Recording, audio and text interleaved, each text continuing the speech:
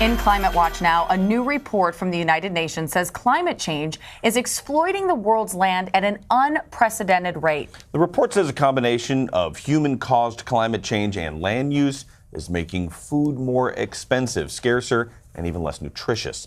Adriana Diaz is in Greeley, Kansas, with what ranchers have to say about combating climate change. Jamie, Omar, well, ranchers tell us that they don't think it's efficient to eat less meat as a way to fight climate change. So to give you some context, one study says that going vegan for a year will reduce your carbon footprint by half as much as avoiding a single flight to Europe. Still, today's report says that changing your diet can help fight global warming.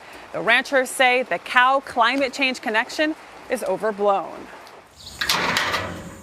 Rancher Brandy Buzzard says the cattle she raises for beef are part of the solution to climate change, not the problem. When cattle graze on grass pastures, they are actually improving the grass and what they're grazing on. We are doing everything we can to improve our environmental footprint. That footprint, according to today's report, contributes to the 44% of methane emissions that come from agriculture, forestry, and human land use. According to the authors, there has been a major growth in emissions from managed pastures due to increased manure deposition.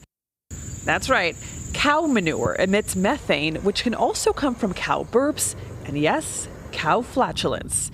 Electricity generation and transportation, like car emissions, make up the majority of U.S. produced greenhouse gases, but cows account for 2.6%. So I think that we can make more impactful changes in our lives through recycling or walking to work or using public transportation than we can by actually changing what we eat, because it will have such a minimal impact. But changing what we eat is what the report suggests. It argues in part that eating more plant-based foods and sustainably produced meats can change land use and mitigate climate change. The purpose of this report is to say that just doing transportation and electricity isn't enough.